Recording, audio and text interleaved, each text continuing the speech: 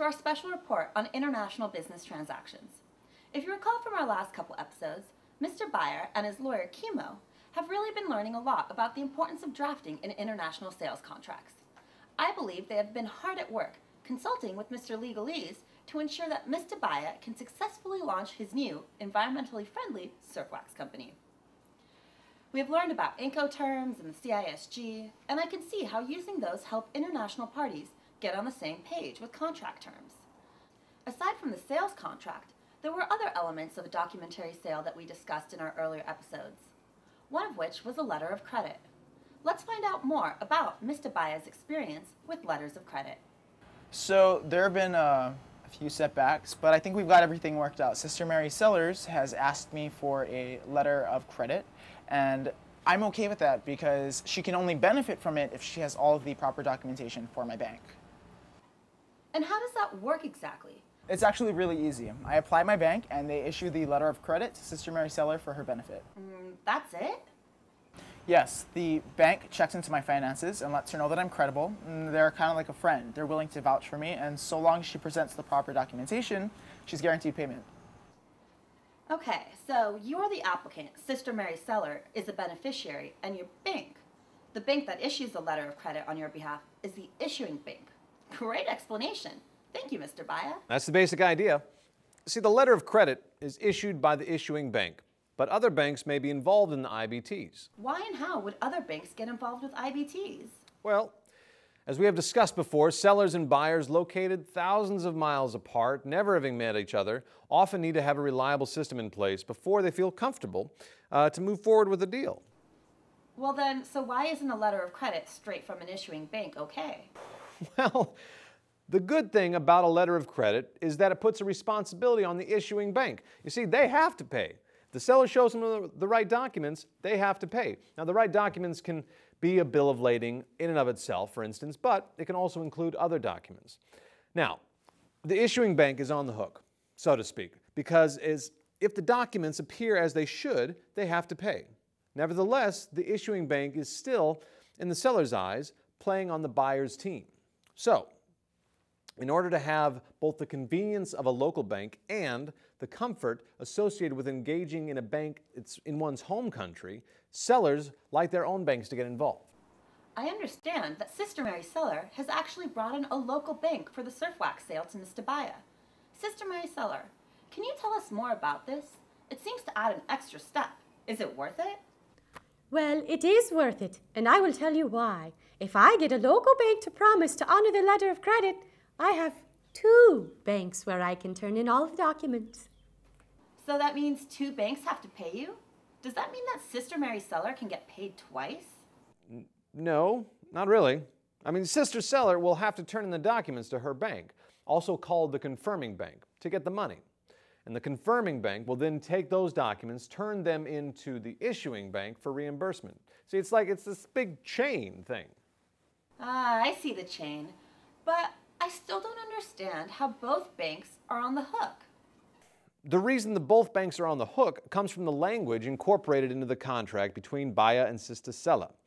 As you know, Baya's cousin has been working hard to learn the ins and outs of IBTs, and he's been heeding a lot of my advice.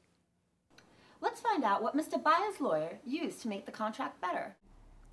Oh, well, Mr. Legalese told me about the Uniform Customs and Practice for Documentary Credits, also known as the UCP 600. Mr. Legalese told me that if I incorporate UCP 600 into Baya's contract to Sister Seller, everyone in this transaction, including the banks, would be happy. What about the UCP 600 makes everyone happy? Oh, well, for instance, the banks know exactly what their obligations are. For example, the UCP 600 lays out the confirming bank's obligations in Article 8. There we find that a confirming bank must honor the credit if the documents constitute a complying presentation. Article 8 also tells us that a confirming bank is irrevocably bound to honor the credit. Okay, so by incorporating the UCP 600 terms, a confirming bank has to honor the letter of credit. In other words, they have to pay Sister Mary Seller just like an issuing bank. But why would the issuing bank still have an obligation? Article 7, that's why. There we see that an issuing bank's undertaking to reimburse a nominated bank is independent of the issuing bank's undertaking to the beneficiary. That means that a nominated bank or confirming bank can pay on the credit, but the issuing bank still has to if it is presented with complying documents. So what if the bank decides not to honor the documents, even if they are complying? Oh, well, that's called a wrongful dishonor. Yikes, that sounds like trouble. Mr. Legalese, it seems like a bank would want to make sure they honor a complying presentation. But what if the documents themselves are not complying? Well, the UCP Article 14 explains that a bank must examine a presentation on the basis of the document alone, whether or not the document appears on their face to constitute a complying presentation. Now, this is called strict compliance. So the banks don't worry about the actual goods or services. They just focus on the documents.